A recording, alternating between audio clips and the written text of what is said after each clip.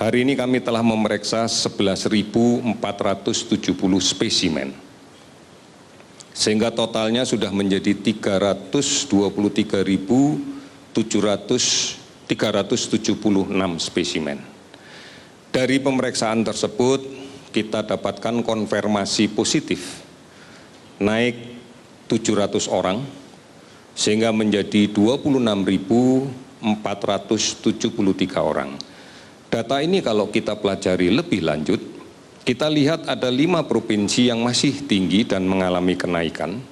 Yang pertama adalah Jawa Timur, sekarang menjadi 244 positif, ada penambahan dibanding kemarin sebanyak 199. DKI kemarin 101 dan sekarang naik jadi 118. Namun sekali lagi bahwa DKI tidak hanya berasal dari penduduk DKI, tetapi juga pekerja migran Indonesia yang baru kembali, yang rata-rata lebih dari 1.000 orang tiap hari yang masuk melalui Bandara Soekarno-Hatta, juga kita lakukan screening. Apabila kita temukan kasus positif, maka mereka akan kita rawat di Rumah Sakit Darurat Wisma Atlet. Kemudian NTB juga mengalami peningkatan 42 orang, Jawa Tengah mengalami peningkatan 37 orang. Sulawesi Selatan meskipun menurun dibanding kemarin, namun angkanya masih cukup signifikan, yaitu bertambah 31 orang. Sementara ada provinsi yang sama sekali tidak ada kasus pada hari ini, diantaranya adalah Aceh, Jambi, Kalimantan Utara, dan Riau. Sementara juga ada provinsi yang melaporkan hari ini ada penambahan 1 orang, diantaranya adalah Bangka Belitung, Kepulauan Riau, Lampung, dan NTT. Ini yang kita dapatkan dari data positif. Kasus sembuh meningkat 239 orang, sehingga total kasus sembuh sekarang menjadi 7.308 orang. Kita harus melihat data ini yang membawa optimisme kita bahwa banyak kasus yang sembuh, bahwa penyakit ini bisa disembuhkan, bahwa kita mampu menyembuhkannya. Kita lihat bahwa angka 293 orang yang sembuh hari ini, sebagian besar adalah memang pada kelompok usia antara 29 sampai 45 tahun.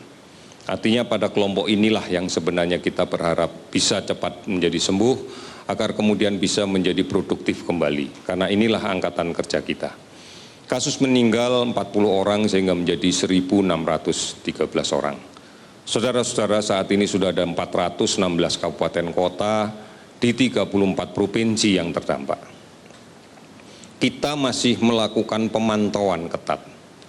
Pada orang dalam pemantauan sebanyak 49.936 orang. Sementara pasien dalam pengawasan yang saat ini masih kita awasi adalah 12.913 orang. Hari ini juga kami mendapatkan laporan dari Rumah Sakit Darurat Khusus COVID yang berada di Pulau Galang. Rumah sakit ini kita bangun dengan kapasitas terpasang adalah 360 tempat tidur, diantaranya ada 100 tempat tidur untuk ICU. Laporan yang kami terima hari ini yang dirawat 36 orang. Artinya kapasitas kita masih cukup secara keseluruhan seperti itu. Saudara-saudara, gambaran-gambaran inilah yang kemudian kita yakini bahwa penularan masih terjadi, bahwa kasus baru masih terus bertambah. Artinya masih ada orang sakit, masih ada orang berpenyakit yang membawa virus ini yang berada di tengah masyarakat. Oleh karena itu, mari kita hati-hati agar tidak tertular. Jaga jarak secara fisik dengan siapapun. Kemudian gunakan masker. Rajin mencuci tangan dengan menggunakan sabun. Ini menjadi prasyarat yang paling penting. Menjaga jarak penting. Hindari kerumunan. Atur kegiatan-kegiatan sosial kita agar tidak menimbulkan kerumunan, tidak menimbulkan penumpukan. Oleh karena itu, inilah yang kemudian menjadi salah satu yang harus kita biasakan di dalam menghadapi kenormalan yang baru. Saudara-saudara, kita pasti mampu melaksanakan ini. Kita yakin bahwa peran serta semua orang tanpa terkecuali terus-menerus, apalagi berbasis pada kekuatan melindungi keluarga agar tidak sakit, adalah menjadi kekuatan yang sebenarnya dari kita. Ikuti terus informasi tentang COVID-19 ini, agar kita bisa mendapatkan data, fakta, instruksi, anjuran, arahan pemerintah dengan benar. Kami yakin semua gugus tugas di daerah pun juga memiliki kanal-kanal informasi yang telah disiapkan. Secara nasional kita bisa melihat di covid19.go.id. Ada call center 119 extension 9 yang bisa kita gunakan setiap saat.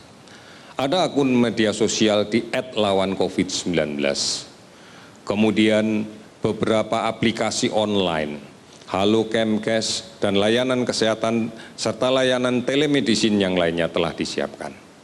Secara rutin TVRI, RRI selalu menyampaikan berita-berita tentang hal ini dan pasti akan disebarluaskan oleh televisi dan radio swasta yang lainnya. Oleh karena itu, mari tekad kita kobarkan bahwa kita akan melindungi diri kita, melindungi keluarga kita, melindungi orang lain. Karena dengan cara inilah kita bisa melindungi Indonesia. Saudara-saudara, optimisme harus kita bangkitkan. Kita bisa melawan ini. Indonesia pasti bisa. Terima kasih, selamat sore.